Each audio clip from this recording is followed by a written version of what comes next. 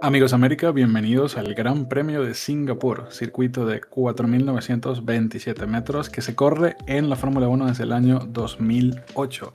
Fue la primera carrera en la historia de la Fórmula 1 en correrse de noche y continúa en el calendario hasta el día de hoy. Es un circuito muy demandante para los pilotos porque las temperaturas en esta región del mundo son excesivamente altas y terminan los pilotos usualmente bastante eh, estropeados físicamente por todo el calor que tienen que aguantar en la cabina del piloto. Tenemos este fin de semana predicciones interesantes en cuanto al tiempo y hoy vamos a estar haciendo el curva a curva. Vamos a hablar un poquito de cómo está la Silly Season y vamos a dar nuestras predicciones equivocadas para el Gran Premio de Singapur. Martín hoy no va a poder hablar, chicos. Martín está retirado ya de este medio. ¿O no? Buenas ¿O sigue ahí? tardes, Manu y oyentes de nuestro podcast. Soy Martin Karp y hoy voy a estar dando el curva a curva de Singapur. Un Se parece callejero el tono de voz, bastante moderno, pero que ha recibido Sí, muchos vale. cambios a lo largo de los años.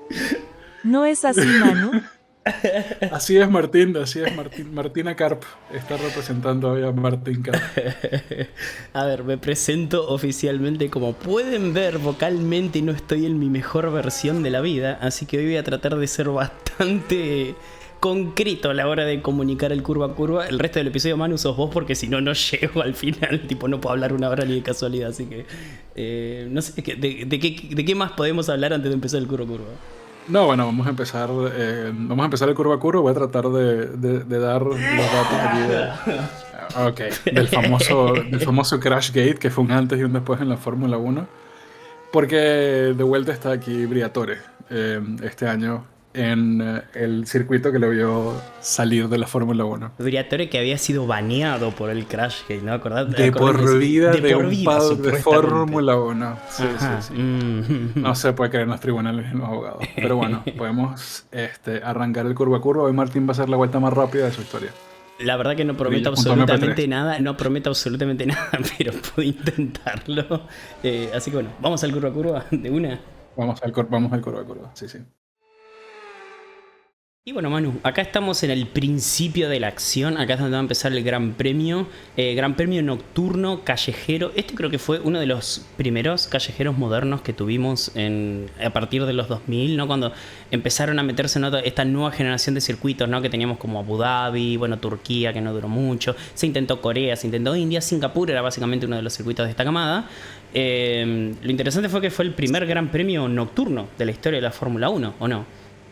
Fue el primer Gran Premio nocturno de la Fórmula 1, fue el primer callejero de esta camada. Luego se intentó aquel experimento fallido de lavado de dinero en Valencia, no sé si te acuerdas, Sí, de sí. ese circuito que pasaba por un puente y el puerto y todo, y que hoy está en la ruina.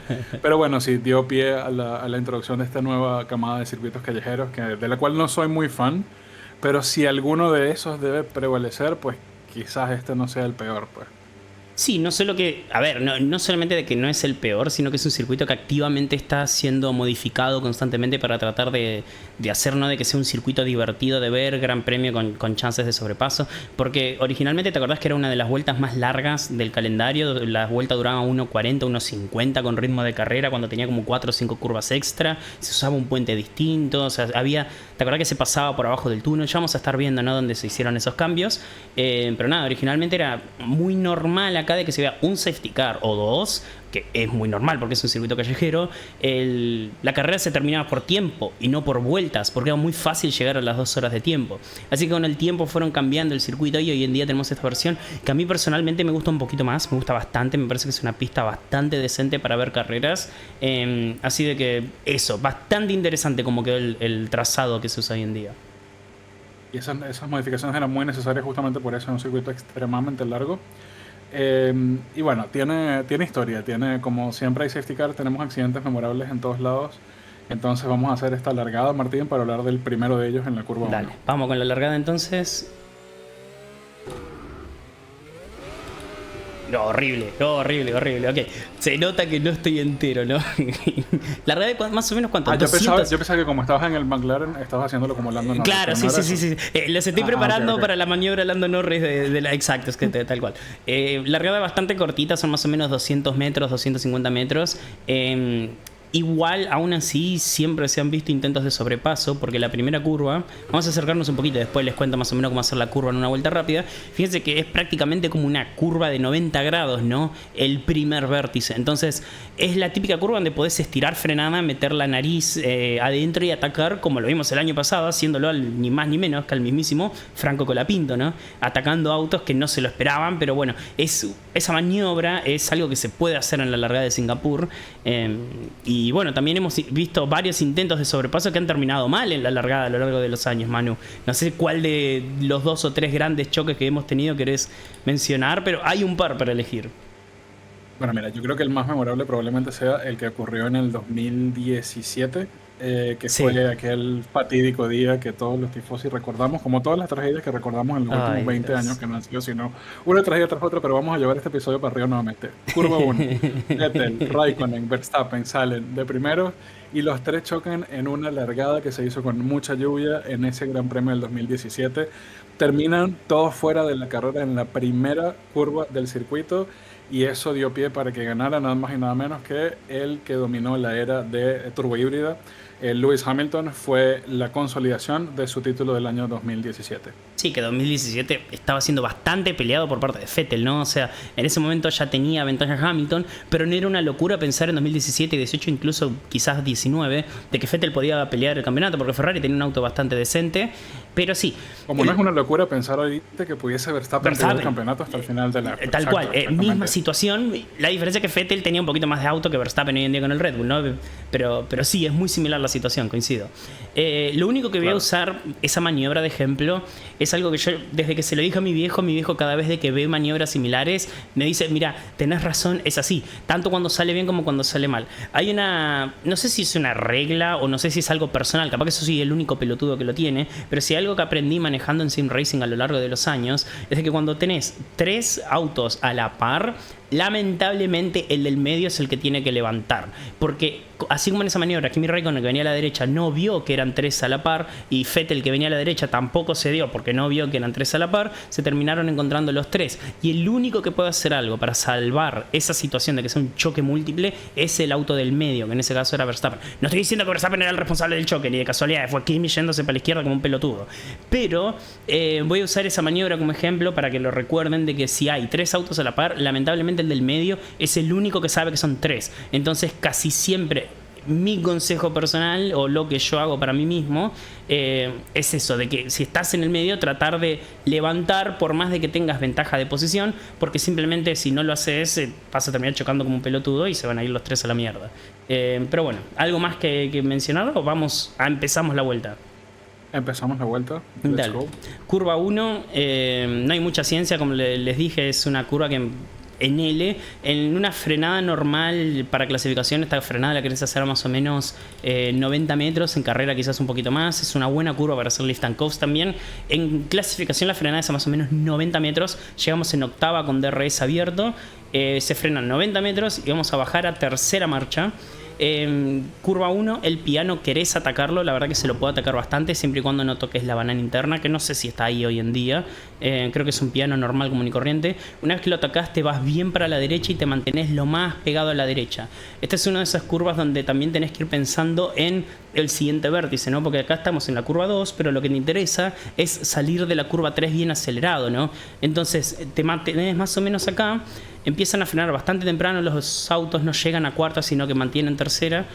Vamos a un vértice bastante temprano para tratar de rotar bien el auto con el eje trasero lo antes posible, y acá ya tenés que empezar a acelerar, te vas bien ancho, tenés que usar toda la pista, tenés que tener cuidado con el muro para no terminar como Checo Pérez hace unos años. Cuarta marcha e inmediatamente nos vamos para la izquierda, te querés ir para adentro, porque si vos te quedás mucho tiempo cuidando la tracción y yendo hacia la derecha cerca del muro, podés llegar a perder el tiempo. Es una pista donde cada décima cuenta, entonces inmediatamente te tenés que venir para la izquierda para recortar distancia y empezar a preparar la frenada de la curva 5, porque acá, Manu, creo que ya lo pasé, ¿no? Creo que está más atrás, pero inmediatamente tenemos DRS y la zona de detección creo que estaba por acá, a ver. Ahí está. Debe ser esa línea ahí, ¿no? Creo que sí. Esa es la línea ahí, sí, sí. Creo que es esta línea, la zona... Sabés que tengo mis dudas si no es una línea de tráfico, pero por acá en esta zona está la zona de detección de DRS. En fin, nos vamos hacia la curva 5, más o menos se llega en sexta marcha, muchos autos no suben a séptima porque está bastante cerca la frenada. Nos mantenemos a la izquierda, queremos frenar a más o menos 70 metros, vamos a hacer un rebaje a cuarta. Esta es una curva que querés atacar y ser agresivo, pero no podés tocar el piano interno. Este es uno de esos pianos que si lo tocas te empuja hacia la izquierda, y si te empuja hacia la izquierda, Manu, ¿qué es lo que tenemos acá? Como en cualquier circuito callejero, el muro. Entonces tenés que tener mucho cuidado con los pianos internos. Hay ciertos pianos internos que podés atacar y hay pianos internos que no podés atacar porque vas a terminar muy mal. Entonces este es uno de los que no podés atacar. El de la curva 1 es completamente atacable porque no hay un muro a la derecha. Así que eso, curva 5, acá abrimos el DRS. Acá llegamos a la primera zona o la segunda zona de ataque de la vuelta, ¿no? Porque a veces también hay peleas por posición en la curva 1.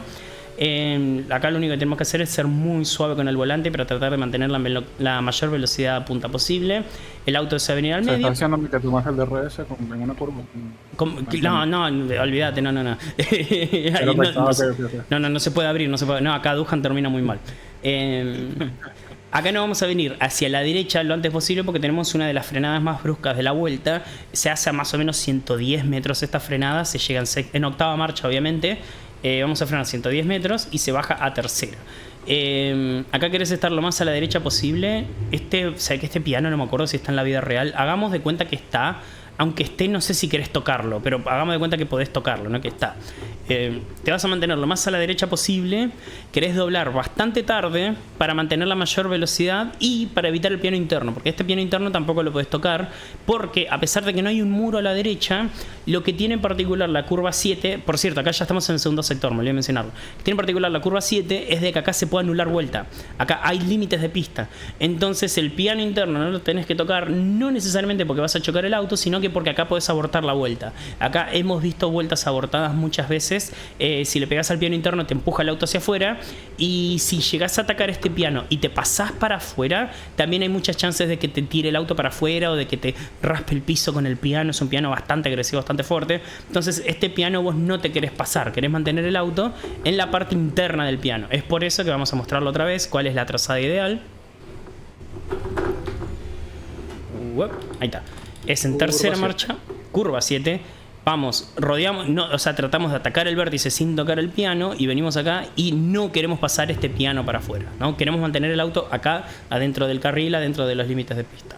Inmediatamente nos vamos para la izquierda para preparar la curva 8. Cuarta marcha, acá queremos frenar más o menos 60 metros, 70, queremos bajar a tercera. Esta es una curva muy lenta, una curva que tenés que tener mucho cuidado. Acá hemos visto muchos contactos con el muro. De hecho, creo que acá podemos empezar a mencionar también la carrera de Lando Norris del año pasado y el por qué fue muy criticada la victoria de Lando en Singapur.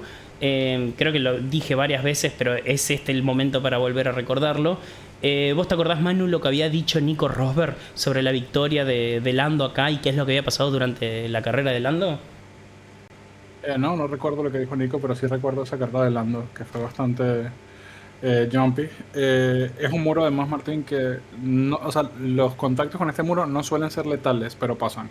Sí pueden pasar, porque también lo que puede pasar muchas veces es muy parecido a Baku esta curva, en el sentido de que podés llegar a clavar los frenos si sos muy brusco, ¿no?, con los frenos, y hay un momento donde tenés que decidir si intentás la curva o no, y muchas veces hemos visto autos que siguen derecho porque es como, che, si sigo por acá, pasado de frenada, me voy al muro de HL, entonces algunos se vienen para acá, y hay algunos de que por ahí le erran al cálculo y pueden terminar chocando, ¿no?, acá como si fuera la curva 4 de Baku. Lo que había pasado con Lando Norris el año pasado es que a pesar de estar primero como con 20-25 segundos de ventaja, era una de las victorias más abultadas de Lando Norris de su carrera, ¿no?, porque no tenía muchas victorias hasta ese punto del año pasado, pero lo que tenía en particular es que cometió como 3 o 4 errores muy groseros a lo largo de la victoria. O sea, venía, no sé si es atacando o venía con una falta de concentración muy notable que no es normal en un líder de carrera con 20 segundos de ventaja, ¿no? Y uno de sus errores había sido eso, de que bloqueó acá entrando a la curva, tipo empezó a doblar, bloqueó y el auto se le empezó a ir derecho y tuvo que clavar los frenos y frenar casi a cero para no pegarle a este muro. Le pasó muy fino, no le llegó a pegar, pero fue uno de los 3 o 4 errores graves, creo que fueron 3, que podrían haber sido tranquilamente choques, pero que Lando lo salvó por muy poco, lo cual no era normal en alguien liderando por 20 segundos. Y me acuerdo que Rosberg había dicho eso, yo nunca vi a un líder de carrera tan sobrado cometiendo este tipo de errores. No es normal, vos cuando estás adelante y estás ganando, vos vas midiendo, ¿no?, qué tanto atacás, porque tu objetivo principal es terminar la carrera, ¿no? Obviamente primero, pero mantener el liderazgo que tenés. Y es algo que Lando no lo supo hacer el año pasado acá en Singapur, que casi chocó varias veces. De hecho, una, se acordarán, que se había pasado en la curva 16 cuando Colapinto venía atrás, y Colapinto, que venía atacando a Checo Pérez, perdió tiempo porque el líder de adelante bloqueó, y cuando volvió a pista Colapinto no lo podía pasar porque estaba con una vuelta menos y no lo podés pasar al líder. Entonces Lando de verdad tuvo una carrera muy sucia el año pasado acá en Singapur, y es algo a tener en cuenta, ¿no? Quizás para las predicciones o quizás para los fans de McLaren y los fans de Piastri para este año. Dicho eso, seguimos hacia la curva 9. Acá se sube un poquito a cuarta, nos venimos bien a la derecha, más o menos queremos tocar el freno a 50 metros. Esta es una frenada un poquito más suave, no es una frenada brusca. Es una de esas curvas donde querés llevar la mayor velocidad posible a lo largo de la curva. Mecánicamente la encarás muy parecido, por ejemplo, a la curva 6 de Austria. Para los que se acuerdan de que es como muy suave con el freno, la prioridad es mantener el auto estable para tener la mayor carga aerodinámica posible. A pesar de que es una curva en tercera, se hace con bastante velocidad. Acá inmediatamente ya metes cuarta tranquilamente en el medio de la curva si venís bien de tracción, porque querés irte bien ancho y acelerar lo antes posible para esta mini recta. Acá en esto lo que queremos hacer es venirnos hacia la izquierda un poquito, no mucho, pero queremos venir más o menos al medio de la pista, porque esta frenada es en diagonal. La frenada para la curva curva 10 es un poquito en diagonal. Entonces queremos venir hacia la izquierda para enderezar el auto y frenar acá en esta dirección, ¿no? Fíjense de que si nosotros veníamos pegado al muro, tendríamos que doblar en el medio de la frenada, ¿ven? Y esto no es ideal. Es por eso que los autos vienen en el medio de la pista y doblan lo que parece diagonal. Pero fíjate que si nos acercamos acá al muro, ¿ves? Esta es la dirección en la que queremos frenar. Entonces el objetivo es venir en esta dirección desde la recta, y es por eso que los pilotos en esta recta van a ver que se van para la izquierda. Acá, aquí en esta curva 10 tenemos un hito de algo que pasó en el 2023 que lo quiero comentar, Martín. Dale, así descansas un poquito la voz. Por favor. 2023, victoria de Carlos Sainz en Singapur, única victoria no Red Bull de ese año. Tenemos a Carlos Sainz de primero, Lando Norris de segundo, George Russell de tercero. De los tres, el que tenía el mejor pace era el Mercedes de George Russell en esa vuelta, en las últimas vueltas. Entonces, Sainz tenía detrás en rango de DRS a Lando Norris, pero tenía la capacidad de sacar a Lando Norris de DRS, pero nunca lo hizo para mantenerlo a él con Lando Norris y que George Russell no le pasara, porque si Russell pasaba a Lando Norris, muy probablemente lo iba a pasar luego a él muy fácilmente con el DRS. Entonces, estratégicamente fue para mí la mejor victoria que ha tenido Carlos Sainz en la Fórmula 1, porque la pensó mucho, fue muy sangre fría y tuvo muchísima presión en las últimas vueltas de esa carrera. ¿Qué fue lo que pasó?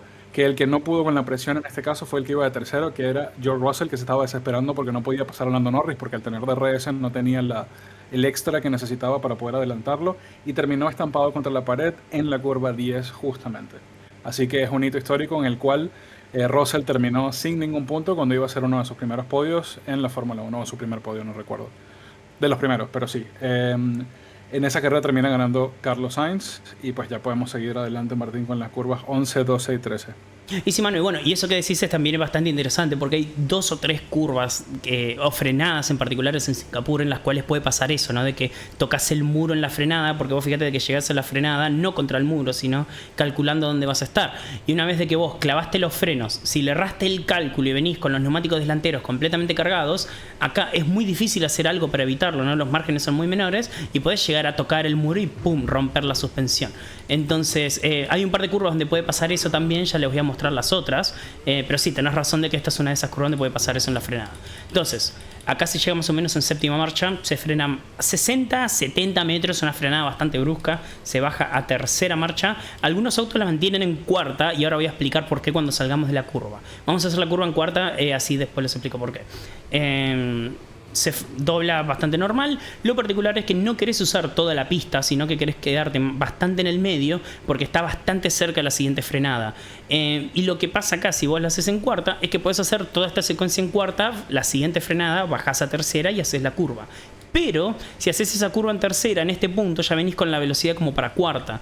Pero acá, como estás doblando, si vos metes un cambio y pasás de tercera a cuarta, viste, Manu, que varias veces mencionamos de que cuando haces un cambio, cuando subís un cambio, o incluso cuando bajás, hay como una milésima de segundo donde los neumáticos traseros se traban, se frenan. Y como vos acá se estás doblando, corres el riesgo de que cuando pasás de tercera a cuarta, los neumáticos traseros se claven ese media décima de segundo que entra el cambio, y puedes llegar a perder el tren trasero, puedes llegar a perder el eje trasero, trompear o perder el control simplemente y terminar perdiendo tiempo, no por controlar autos. Es por eso que muchos autos hacen esta curva en cuarta, no porque la curva en sí es de cuarta, sino que para tener mayor tracción y mayor estabilidad en esta sección. Entonces, nos quedamos en el medio porque la que importa es la frenada para la 11. Nos venimos a la izquierda lo antes posible. Y más o menos acá, querés frenar en tercera, bajamos acá. Este piano se puede atacar. Tenés que tener mucho cuidado en la tracción. Tenés que acelerar con mucho cuidado acá. Subimos a cuarta, ni bien sentimos que nos dé el agarre, y nos venimos otra vez lo mismo, nos mantenemos bastante a la izquierda porque acá tenemos la frenada para la curva 13, y este es otro punto donde si le erras el cálculo podés llegar a tocar el muro en una frenada, ¿no? Que creo que también lo hemos visto a Russell hacer lo mismo, que ahora vamos a hablar de otro incidente que ha tenido Russell acá. Pero primero, frenada de la curva 13, querés más o menos apuntar el auto en esta dirección. Algunos autos llegan en cuarta, otros llegan incluso en quinta, y acá tenés que clavar los frenos, mantener el auto lo más derecho posible, y se va a bajar a segunda marcha porque esta es la curva más lenta de la pista. Querés estar lo más a la derecha posible. Mientras más a la derecha estás, mayor velocidad podés llevar en esta curva. Querés también doblar lo más cerca posible del muro, pero sin tocar el piano, porque en este piano lo llegas a tocar y te puede llegar a tirar el auto para atrás, especialmente el eje trasero. Empezás a traccionar acá con mucha delicadeza, con mucho cuidado, y empezás a abrir el volante hacia la derecha para tratar de tener la mayor velocidad posible, porque acá tenemos una zona de RS. Así que vamos a volver para atrás para que vos, Manu, hables de algún que otro incidente que ha habido acá, y de paso yo busco la zona de detección de DRS que, como siempre, para variar, me la salteé. La dejo atrás. Estás hablando, supongo, del accidente que tuvo George Russell en el 2019, cuando todavía pilotaba para Williams. En ese año, justamente esta es la sección más trabada del circuito. De hecho, era aún más trabada anteriormente. Luego el circuito recibió bastantes cambios justamente en el sector 3, donde había muchas más curvas de las que hay hoy en día.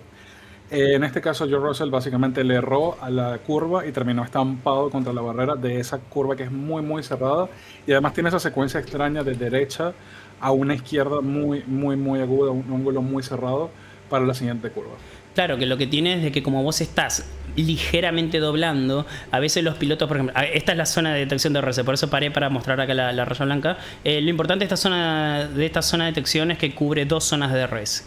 Ahora sí volvemos al tema de la frenada, que ponele que yo empiezo a frenar acá mientras todavía estoy doblando para la derecha. La presión que puedo ejercer con el pedal no es la misma que si doblo completamente derecho. Si yo doblo derecho, ponele que puedo hacer la patada inicial en este punto. Abajo tienen la barrita roja si la llegan a ver. Pero si yo estoy doblando, es esta la presión máxima que puedo meter en el freno. ¿Y qué es lo que pasa? Si freno de más allá de ese punto, sobrecargo los neumáticos delanteros y van a hacer lo que hace un neumático delantero sobrecargado en una frenada: bloquear. Y cuando bloqueas, perdés tanto potencia de frenado como dirección. No frenás ni muy fuerte y tampoco podés doblar el auto. Entonces muchas veces van a haber autos que siguen por acá completamente derecho y se van a este muro. Algunos le pegan, otros no, otros llegan a simplemente esquivarlo, ¿no? Y acá pegar la vuelta. Pero es por eso. Es porque es muy fácil en esa frenada frenar un poquito muy fuerte, porque no puedes frenar al máximo, no puedes frenar como en una frenada normal completamente derecha. Entonces algunos pilotos se pasan en la fuerza de la patada inicial de frenado, bloquean los neumáticos delanteros y se pasan de largo. Algunos tocan el muro, otros lo salvan, pero bueno, es normal, puede llegar a pasar esto, ¿no? Correcto. Y bueno, a partir después de esta recta de DRS, que es bastante corta, pero que te ayuda a acercarte para los sectores de DRS más importantes que vienen adelante, viene toda la parte del circuito que ya no existe más, que es el Exacto. Pero igual vamos a hablar cuando llegues allí del famoso Crashgate, para que los que no lo conocen sepan de este momento histórico de la Fórmula 1. Así que bueno, como le decíamos acá, salimos en segunda, tercera, queremos acelerar lo antes posible, zona de RS. Esta zona de RS es bastante corta, no se suelen ver ataques, sobrepasos acá, pero sí se usa para acercarse al auto de adelante con succión más DRS, porque como les decía, tenemos dos zonas de DRS seguidas acá, ¿no? Porque ahora esto es básicamente dos rectas seguidas, antes no lo era. Queremos frenar a más o menos 190 metros acá, se llega en séptima marcha, vamos a hacer 4 rebajes para bajar a tercera. Es una curva bastante normal de 90 grados. No queremos tocar el piano interno, queremos usar absolutamente toda la pista. Acá en el juego, por alguna razón, esto no se puede usar, pero creo que en Baku, ¿no? Pasaba lo mismo, que había una curva saliendo de la curva del castillo, creo que la curva 12 o 13 por ahí, donde en el juego te anula la vuelta, pero esto en la vida real los pilotos pueden usar toda la pista, pueden irse contra el muro. Y inmediatamente acá tenemos la zona de DRS. Y bueno, mano, el tema es de que esto antes no era así, ¿no? Sino de que la pista se iba como para el costado. Pero ¿en qué punto se iba para la derecha? Porque no me acuerdo bien. Era un poquito más adelante. Era más adelante, ¿no? Esta curva era normal, esta curva era igual. O sea, la curva 15, que sigue siendo la curva 15 actualmente, allí es cuando hicieron todos esos cambios. Desde la 15 a la 16 ahorita tenemos una recta y el circuito se iba justamente hacia la derecha. Claro, por acá. Teníamos allí la curva 16 y 17, que era una pequeñita recta, la 18 y la 19, que era como ese slink que tenía sí, me acuerdo. El Singapore Circuit. Y en la curva 17, que ya no existe más, tuvimos el Crashgate, famoso Crashgate, en el Signo Piquet, que favoreció a Fernando Alonso, que terminó por sacar a Briatore de la Fórmula 1 por 17 años, exactamente. ¿Qué fue lo que pasó? Pues básicamente Briatore le dio la orden en el Signo Piquet de que se estrellara contra el muro. De la nada, no tenía nadie cerca, estaba solito, se estampó el auto contra el muro. Alonso había parado, el resto de los pilotos no habían parado y salió el safety car, con lo cual en la situación en la que estaba la carrera, a pesar de que el Renault en el 2008 era probablemente uno de los peores autos de la parrilla, termina ganando Fernando Alonso, siendo un callejero en el que es muy muy difícil adelantar, y teniendo a un piloto como Fernando Alonso defendiendo la victoria, no pudieron hacer absolutamente nada los demás. Lo que pasa es que luego en el Signo Piquet le dio por hablar, decir lo que pasó, y terminaron por condenar en este caso no a Alonso, sino a Flavio Briatore en tribunales. Fue uno de los mayores escándalos deportivos de la historia de los deportes en general, porque fue básicamente una carrera amañada por Briatore, quien se pensaba que no iba a volver más nunca a pisar un paddock de Fórmula 1 porque se lo habían prohibido completamente, pero apeló en tribunales la decisión, y el tribunal consideró que le estaban hiriendo sus derechos, y terminó por restablecerle el derecho a volver al paddock, y lo hizo justamente con el mismo equipo que hoy en día se llama Alpine. Eso es lo que me parece lo más interesante, ¿no? De que Alpine es la evolución de Renault. O sea, volvió al mismo lugar donde hizo eso. Algo que la verdad es de que creo que es muy criticable. No es solamente algo que nosotros decimos, che, esto no está bueno que pase, sino de que siempre están los murmullos, ¿no? De que Briatore no tendría que estar en el mundo de la Fórmula 1. De hecho, él creo que no es considerado team principal bajo etiqueta, justamente porque creo que aún así, a pesar de que le permitan volver al paddock, no puede tener ciertos cargos, ¿no? Por parte de la sanción que había recibido por el Crashgate. Es correcto, y le va a tener difícil para poder recuperar esos cargos, pero sigue siendo el poder en la sombra.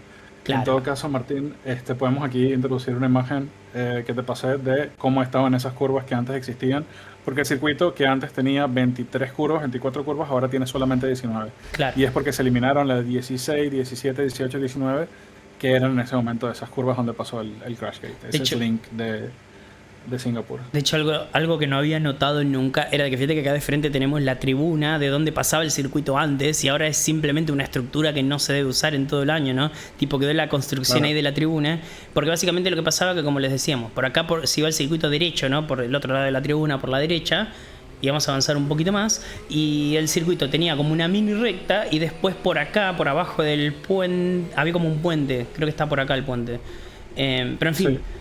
Por esta zona, por acá, capaz que está un poquito más adelante, había un puente que pasaba por abajo de la tribuna y la pista después seguía por acá, no era como una S, una izquierda-derecha. Por acá, en esta zona tiene que haber sido que pasaba el circuito, porque pasaba por abajo de la tribuna. Así que nada, después de esa curva, ¿no? Esa sesión de curva que ya no está, llegábamos acá y el final de la vuelta era exactamente lo mismo que tenemos hoy en día. A todo esto, al sector 3, ¿cuándo entramos? Ya me perdí. En el puente. En el DRS. Sí. En el medio de las dos zonas de DRS. O sea que antes de abrir esta zona de DRS, entramos en el sector 3. Acá se llega en octava marcha. No había mucha ciencia en la recta, es una recta, ¿no? Después de la curva 14. La curva 15 era tipo ese kink que había en el medio de esta recta, así que no es una curva real. Y lo único que nos queda es la curva 16 en adelante. Esta frenada es una frenada bastante normal para una S, se frena más o menos 100 metros. Bajamos a cuarta marcha, probablemente alguno que otro quizás la haga en tercera por un tema de velocidad. Te venís a la... No, era... No, yo me refería cuando pasaban por abajo de la tribuna. Ah, sí, porque sí pasaban por debajo de esa tribuna. Pasaban por grande, debajo de la para tribuna. regresar a la recta, sí, Claro. correcto. No, esto fue igual desde que se hizo el circuito de siempre. De hecho, acá lo particular es que creo de que al principio, en las primeras carreras, había autos que paraban en la banquina, porque acá arriba, como pueden ver, hay una autopista normal y corriente, la van a ver a lo largo del fin de semana, y había autos que paraban en la banquina para ver, y obviamente era muy peligroso. Y creo que a partir de 2009-2010 empezaban a tener más controles para que no haya autos en la banquina. Un pequeño detalle bastante particular. Esta curva, Y como sí, les algo decía... que tiene Bernie Ecclestone cuando introducía circuitos nuevos en la Fórmula 1 era que le gustaban países autoritarios como Singapur, que bueno, es autoritario en cuanto al cumplimiento de las leyes, porque no se Sí, puede sí. violar ninguna, es uno de los países más estrictos en cumplimiento legal, así que eso lo corrigieron bastante rápido. Sí. Ahora sí, curva 16 y 17 es una secuencia de curvas en S. Algunos la hacen en tercera o otra cuerda. No querés tocar el primer piano, porque lo más importante acá es atacar el segundo. Entonces la primera la querés hacer un poquito más redondita, o quizás dependiendo del auto, no quizás en diagonal. Pero acá lo importante es poder apuntar en esta dirección para el segundo piano, porque este sí lo querés atacar bastante. Te podés subir siempre y cuando no toques la banana, puedes atacarlo. Por acá más o menos querés subir a cuarta para tener buena tracción. Algunos por ahí prefieren hacer un poquito más adelante acá. Nos vamos bien ancho, queremos usar toda la pista, tenemos obviamente sin tocar el muro. Quinta marcha, acá subimos a sexta. Y para la última curva real, que es la 18, queremos frenar muy suave, un pequeño dab en el freno y un rebaje quinta más o menos a 50 metros.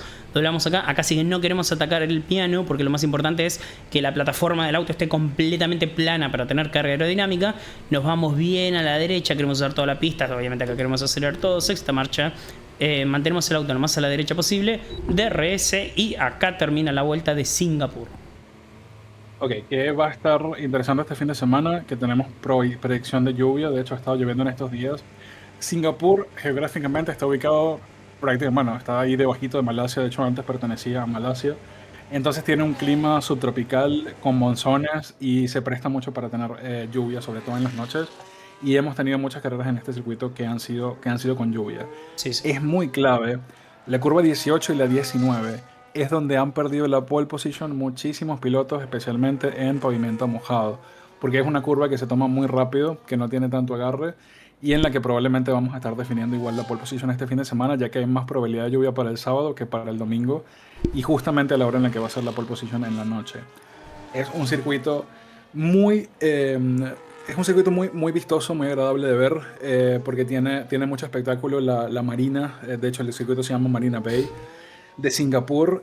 Tiene unos edificios muy icónicos, y es un gran premio que a los pilotos les gustan los callejeros, lo disfrutan, como lo era Checo Pérez, que igual tuvo aquí una victoria espectacular en lluvia.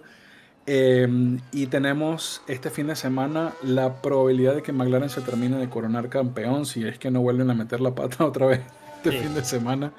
Tenemos la posibilidad de que Max Verstappen pueda destacar en lluvia.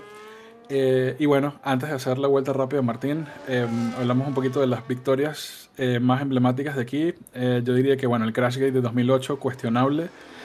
La victoria de 2010 de Fernando Alonso en Ferrari sobre Sebastian Vettel en Red Bull, donde terminó Vettel a .290 milésimas de Fernando Alonso por un errorcillo que cometió en las últimas curvas. Fue una carrera muy intensa donde ellos dos iban en su propio ritmo, iban a 30 segundos del resto de los autos, y fue pues básicamente de infarto esa carrera en la que estaban disputando ellos dos el campeonato. Luego tenemos, después de ese crash entre los Ferrari y el Red Bull de Vettel, esa victoria que tuvo Hamilton, después que heredó luego ese accidente, la victoria magistral de Carlos Sainz en el 2023 por lo táctico, por cómo manejó con sangre fría la carrera, y en el 2022 al rey de la lluvia en Singapur, a Checo Pérez, que tuvo una victoria absolutamente impecable en ese año, que fue el rey de los callejeros.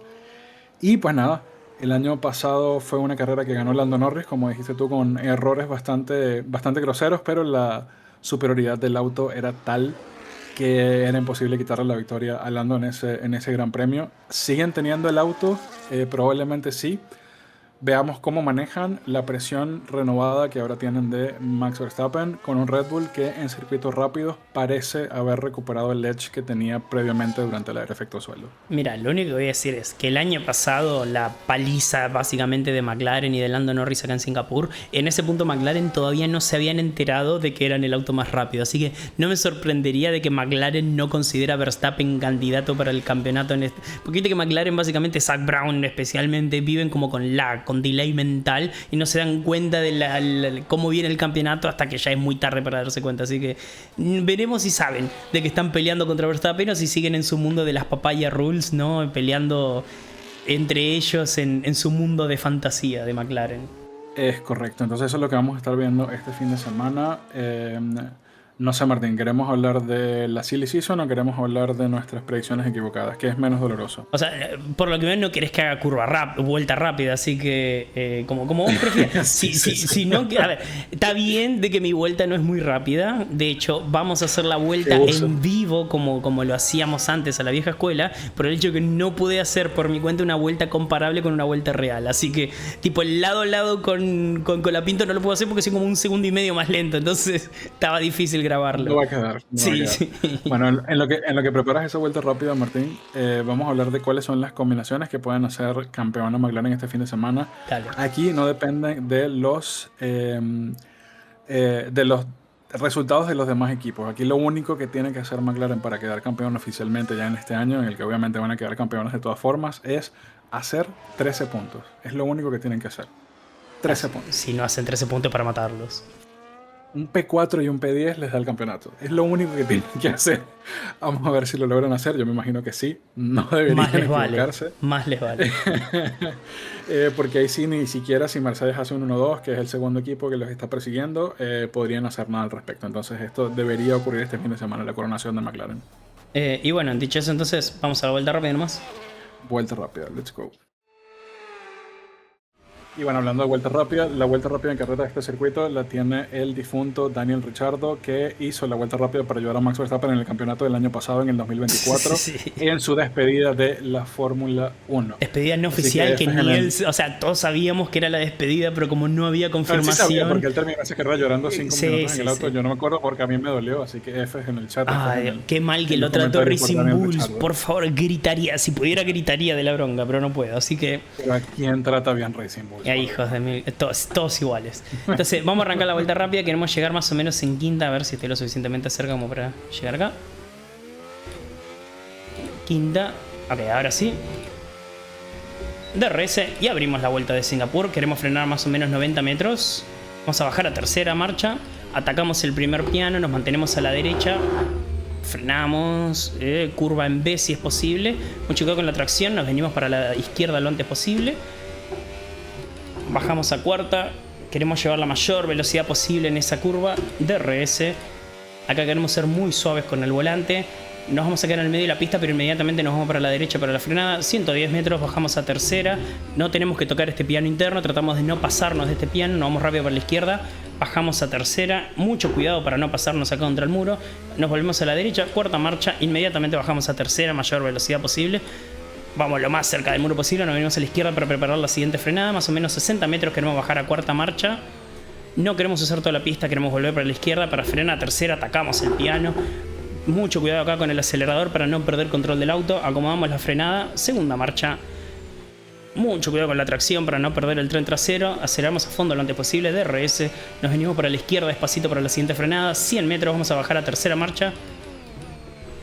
Mucho cuidado acá de no pasarnos anchos en el juego porque le encanta anular vuelta. Los pilotos no tienen que prestar tanta atención de eso. Muy suave con el volante. Nos venimos a la izquierda para preparar la siguiente frenada. Vamos a frenar más o menos 100 metros. Acá hay que atacar el segundo piano, es el importante de atacar. Queremos tener la mayor velocidad posible acá. Pequeña frenada, rebaja quinta. Mayor velocidad posible, DRS. Y con esto tenemos una vuelta de Singapur 1.32.9. Con esto, o sea, me echan como si fuera Nick de Vries de la Fórmula 1. Duro menos que Logan Sargent con esta vuelta. Pero bueno, como pueden ver es una pista bastante difícil. Tenés muchos puntos donde la tracción es muy importante. Y hay algo que creo que el juego no refleja, que es... Esto es una calle, Manu, esto es un circuito callejero y suele haber mucha tierra, mucha mugre, ¿no? Y en la tracción es muy fácil patinar los neumáticos traseros, es muy fácil no encontrar el agarre que encontrarías normalmente en un circuito. Entonces hay muchos puntos donde vamos a ver muchos volantazos, muchas bloqueadas. Es porque va cambiando y va evolucionando mucho la pista a lo largo del fin de semana, pero nunca termina de estar completamente engomada hasta el Gran Premio. Entonces es muy difícil ir adaptándose e ir encontrando, ¿no?, los nuevos puntos de frenada, los nuevos puntos donde podés llevar más velocidad. La evolución de la pista es como muy, muy constante, y eso también puede llegar a tener a ser un factor a la hora de los errores que cometen los pilotos, tanto en vueltas rápidas como en clasificación como en la carrera. Más con la lluvia de por medio, ¿no?, que es otro factor más que te puede llegar a complicar las cosas a lo largo del fin de semana. Claro, porque el circuito se va engomando el fin de semana, pero si llueve anoche, pues se lava absolutamente toda la goma y empezamos de cero en un circuito que no está maduro, y es Exacto. probablemente lo que pasa este fin de semana con la lluvia que está predicha. Y bueno, podemos hablar ahora de... A ver, normalmente en estas fechas empezaba la Silly Season anteriormente en los tiempos normales, ¿no? Empezaba como después del parón de verano, empezábamos ya a hablar en serio de la Silly Season. Esta Silly Season ya lleva un rato, pero podemos hablar en este momento de cuáles son los equipos que ya tienen oficialmente definidos a sus pilotos, a pesar de algunos rumores que han salido con respecto a equipos que ya están completos. Pero bueno, está definido Cadillac con Valtteri Bottas y Sergio Pérez, Audi con Nico Hülkenberg y Gabriel Bortoleto, Haas con Esteban Ocon y Oliverman. Luego tenemos a Aston Martin con Fernando Alonso y Lance Stroll. Tenemos a Ferrari con Leclerc y Hamilton, y a McLaren con Lando Norris y Oscar Piastri. Un asterisco aquí en Williams, que sí tiene definido oficialmente con contrato a Carlos Sainz y Alex Albon, pero salieron rumores esta semana de que Albon estaría en conversaciones con Red Bull. Rumores que me parecen absolutamente poco creíbles. Yo no les doy credibilidad por varias cosas que probablemente podamos estar de acuerdo. Así que demos por definido Williams, que va a empezar el año con Carlos Sainz y Alex Albon. ¿Y por qué es que a Alex Albon le ponemos un asterisco? Porque bueno, hay varios equipos importantes que no han definido sus pilotos. Mercedes oficialmente no ha declarado la extensión de contrato para Kimi Antonelli y George Russell. Sin embargo, en declaraciones con Sky esta semana, Toto Wolff dijo que 100% Antonelli iba a estar conduciendo para Mercedes en el año 2026. Irónico que el piloto que tiene más puntos en su equipo todavía no tenga la renovación del contrato. Creemos que George Russell está presionando por una extensión que vaya más allá, pero sabemos que Toto Wolff está coqueteando con Max Verstappen para el nuevo set de regulaciones. Y luego la gran incógnita del paddock es qué va a hacer Red Bull con los 3 asientos que van al lado de Max Verstappen. Claro, y es ahí, ¿no?, donde viene el tema de Albon. Nosotros damos por sentado de que Hadjar hasta ahora hizo lo suficiente para ganarse el segundo asiento de Red Bull. O un asiento, no sabemos cuál, porque pueden pasar muchas cosas. O sea, sí, tiene un asiento seguro el año que sí. viene. Sí. O sea, los que sabemos que sí o sí van a tener el asiento para el año que viene son Lindblad y Hadjar. El tema es quién y dónde. Y supongo que acá es donde viene el rumor de Albon, ¿no?, de que quizás darle un segundo año a Hadjar en Racing Bulls junto con Lindblad, y buscar un piloto con un poquito más de experiencia, como lo hicieron con Checo Pérez en su momento en 2021, para acompañar a Max Verstappen en Red Bull, y ese podría llegar a ser Albon. Hay chances de que pase esto. En este momento, ¿sabes por qué lo dudo más que nada? Porque Albon, al fin, creo yo, de que este año le están dando trato, digamos, de piloto importante en Williams. O sea, él ya era el primer piloto, pero ahora que está mano a mano con Sainz y le está ganando, es como que ya, en su cabeza, él ya es el líder de Williams. Y vale la pena tirar esto a la basura para ser el segundo piloto de Max Verstappen en un Red Bull que ni siquiera sabemos si va a ser competitivo el año que viene. Es difícil, creo que ¿no? está más seguro el rendimiento que va a tener el motor Mercedes que va a montar el Williams. No estoy diciendo el Williams como auto, pero al menos el motor que va a montar, que el motor del Red Bull Power que van a utilizar a partir del año entrante. Y pues sí, el trato preferencial que está teniendo Albon en este momento en Williams, creo que difícilmente lo cambia. Además que se ve que Williams es un equipo, y como equipo se está construyendo, y y Albon es parte de esa dinámica, de esa sinergia que están construyendo en Williams. Así que por eso yo lo veo poco probable que quiera saltarse a ser la sombra de Max Verstappen en Red Bull. Porque indudablemente Albon no se pasaría de un equipo como Williams a un B-Carb. No sería una opción para él. Tendría que ser Red Bull obligatoriamente el asiento. Sí. Entonces, por eso sí, yo creo que Williams sí ya tiene sus dos pilotos bastante cerrados. En este caso, todavía no está todo acabado para Lawson, incluso para Yuki, aunque Yuki probablemente vaya con la motorización Honda, así sea como piloto de reserva para Aston Martin. Pero esa es el estatus actual de la Silly Season. Y agregamos un poquito de picante a las Silly Seasons de Team Principals, porque ahora el rumor de hoy, de este momento en el que estamos grabando el podcast, que es miércoles 1 de octubre, es que Christian Horner podría estar apostando por ingresar a un equipo número 12 a la Fórmula 1 de su propiedad junto con unos inversores.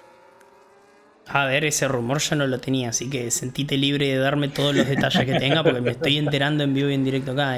Me había pasado por alto. O sea, Ok, ¿hay no, bueno, sí, en este nombres, caso hay algo o es rumor puro, tipo de esos humo total? es rumor puro, pero es un rumor que lanzó el día de hoy The Race en una investigación que estuvieron haciendo. Aparentemente Christian Horner estaría tratando de juntar inversores. Parte de su trabajo en el liderazgo de Red Bull no era solamente dirigir el equipo, sino era atraer inversores. Y ese fue siempre su fuerte en Red Bull. Hay una serie de inversionistas que estarían dispuestos a seguir a Horner a cualquier proyecto que él decida liderar y podría juntarse con otras personas del paddock para iniciar un equipo propio de Fórmula 1. Es muy improbable que Horner acepte, así se le ofrezcan, por ejemplo, ser team principal de un equipo grande o con un conglomerado de dueños grande como Ferrari o McLaren, por ejemplo, por el hecho de que estaría completamente supeditado a lo que digan esos inversionistas, esos gerentes, esos CEOs, la Board of Directors, y él quiere independencia. Entonces, Claro. es factible si tiene la inversión, porque no es solamente que el chequezote que le dieron en la salida de Red Bull, que no alcanza para nada, porque el dilution fee que le tienen que pagar a las escuderías por ingresar a una nueva escudería, que pagó por ejemplo Cadillac, fue de $450 millones, y a eso le tienes que sumar construir un equipo cuyo valor ronda los 2.000, 3.000 millones de dólares más o menos. Entonces, no es una empresa fácil, y lo más pronto que podría ocurrir eso sería para el año 2028, al menos. Y aunque se ve como lejano, parece ser un proyecto que está persiguiendo Horner, según lo que ha comentado el día de hoy de Race. Ese es el otro rumor grande en la Silly Season, en este caso de Team Principals. Esa es una de esas noticias de que si tenemos novedades van a ser de acá dentro de un año o dos quizás, así que O dos. sí, Sí, sí, sí, sí. está difícil, pero Bueno, bueno, veremos. recordemos cuántos años tardamos con el rumor de Andretti a la Fórmula 1 y cómo se terminó concluyendo esa historia, saliendo Andretti, usando un nombre grande como Cadillac, y aquí tenemos apenas para el año que viene que va a iniciar ese proyecto. Ingresar a un equipo a la Fórmula 1 nuevo no es lo que era en el 2009, 2008, 2000, Ey, cuando teníamos a Marussia, Spike, Virgin, etc. claro, Ya es difícil. incluso en esa época era difícil porque hemos tenido a lo largo de los años muchos rumores de equipos y proyectos reales que se han intentado sumar a la Fórmula 1 que después terminan en la nada. Entonces, quizás la planificación puede estar, pero después dar el salto concreto a existir como equipo de Fórmula 1 es otra cosa. Como pasó con el US F1, era que se llamaba el equipo de los 2000 de Estados Unidos, de que, claro, que estaba hasta la fábrica, estaban las oficinas, estaba todo hecho, pero al final no se terminó dando, ¿no? Y quedó como el proyecto a la mitad, a nada de entrar a la Fórmula 1. Así que es algo que lleva mucha, como dijiste vos, mucha plata, lleva mucho tiempo, mucha organización. Y por más Christian Horner que seas, hay que tomarlo con mucha pinza, con mucho cuidado, ¿no? Esta idea, este concepto. Y sí, y bueno, eso concluye nuestra plática, Martín, de la Silly Season, en la cual no hay realmente muchas actualizaciones, pero ya vienen los grandes premios en los que se van a empezar a definir cosas. Probablemente los asientos de Red Bull no se definen hasta Abu Dhabi. Ellos mismos lo han dicho, que van a dar compás a que termine las siguientes carreras para evaluar el desempeño de sus pilotos. En teoría están ahorita en una situación de superávit de opciones, no en falta, lo cual era la situación previa a la salida de Horner, lo cual pudiese ser mejor, pero igual no deja de ser una situación complicada.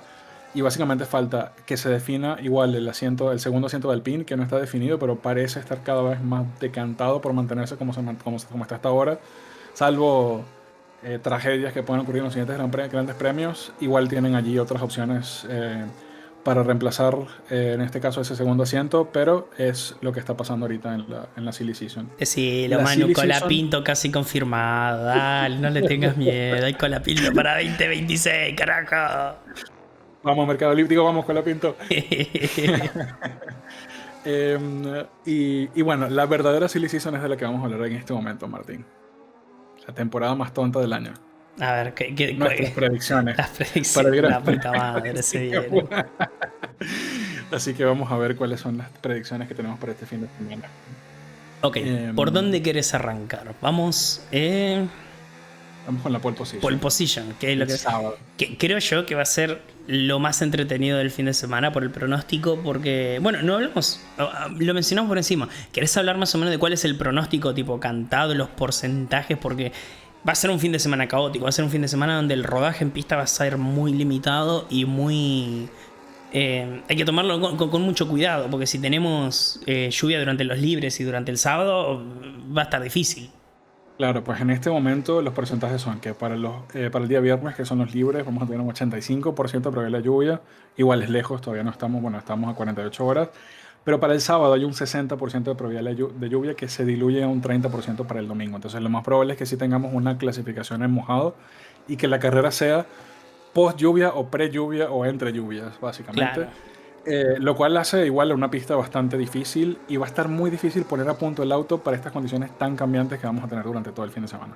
Claro, además lo que suele pasar es de que algún que otro equipo se la va a jugar a que el domingo no va a llover durante la carrera y va a ser un setup de seco. Y si haces un setup de seco en un circuito tan técnico y tan complicado como Singapur y llega a llover el sábado, vas a ser completamente muy choto en clasificación. Entonces yo creo que Y lo la más... clasificación importa y mucho. Y sí, sí, obviamente, porque a pesar de que tenemos 3 zonas de DRS, no, 4, perdón, 4 zonas de DRS con 3 zonas de, ¿cómo es? De detección, aún así es bastante difícil pasar, porque las zonas en el medio de cada una de las zonas de DRS, como ustedes vieron, son curvas de callejero, curvas de tercera marcha, de cuarta marcha, son curvas trabadas, donde hay aire sucio y es difícil de seguir. Entonces, a pesar de que haya 4 zonas de DRS, es difícil pasar, lo cual hace que la clasificación importe el doble o importe más de lo normal comparado con un circuito como Austria, por ejemplo. Así que eso, para mí el sábado va a ser lo más interesante del fin de semana. Y dicho eso, predicción para la pole position, Manu. Bueno, llueve. ¿Quién más va a ser Max Verstappen, el de la pole position en este caso? Ok, yo me la juego, me arriesgo. Para mí, Lando Norris. Para mí, este fin de semana McLaren va a volver a ser el auto dominante. No tan dominante como el año pasado, pero sí creo de que van a ser un auto rápido por las condiciones de la pista. Que ya saben, si van a apostar, ninguno de estos dos va a ser la pole. Vayan por Charles Leclerc, probablemente de los otros. Sí, sí. Paul de Hamilton, vamos. En honor a Roscoe. Ah, no hablamos de eso, Martín. No, sí, que en paz descanse. Triste situación para Hamilton. Murió su amigo de toda la vida, Roscoe, en este caso. Y pues va a estar seguramente este fin de semana dedicándole el fin de semana a Roscoe. Así que Hamilton, come on, do something in his memory. Sí, sí, hay que hacerlo por él. Por Roscoe, come on. Último para la carrera, ya nos vamos al domingo. Último para la carrera, yo lo tengo a Yuki Tsunoda. Por el simple hecho de que seguramente anduviste viendo en Twitter que está el video de Tsunoda practicando largada. No sé si lo viste, ¿no? Que Tsunoda practicando la largada apuntándole a los McLaren. No creo de que choque en la curva 1 chocando a los McLaren, pero sí me lo imagino a Tsunoda pasándolo mal con el auto. Ahora, si el team principal fuera Briatore, solo firmo de una vez. Ah, sí, no, olvídate. No, pero este es el tema. Va a ser un fin de semana muy cambiante desde lo climático y sabemos de que a Red Bull en particular les cuesta hacer setup, especialmente con el auto de Tsunoda. Entonces, si hay alguien que no va a tener control del auto y va a cometer un error y terminar contra el muro, para mí es Tsunoda y es por eso que lo tengo último. Porque lamentablemente choca el domingo. Yo tengo de último en el Signo Piquet de este año, que de hecho hasta se parece físicamente y todo, y tiene el mismo compañero, a Lance Stroll. Puede ser. Que el año pasado tuvo un choque muy fuerte en la curva 18, ¿no? En la cual... Sí, ¿te acordás, no? De que vos lo decías hoy, de que es muy difícil la última curva justamente porque podés llegar a perder el control del auto y Stroll lo demostró, así que no sería nada de otro mundo que Stroll se strole acá, no sería la primera vez. Y bueno, ahora vamos a dejar el podio de último y vamos con la posición Colapinto para este fin de semana. Posición Colapinto lo tengo P15. P14, estamos casi iguales. Ok, modesto, esperemos de que esté peleando ahí cerca de los puntos, lo suficientemente cerca como porque si pase algo, ¿no? que lo capitalice, pero sí, no creo de que tengan el auto para ir con ritmo al top 10. Salvo una tragedia de múltiples autos, como por ejemplo que Yuki choque las dos McLaren y termine en uno de Ferrari. Por favor, Yuki, hacelo por los memes, te lo ruego. Por los hijos. Predicción loca para este fin de semana. Fui conservador, pero tengo igual una predicción loca y es que Albon detrás de Sainz de nuevo. Ok. La mía es un poquito más jugada, pero si llega a pasar, espero que al menos me des 10 puntos.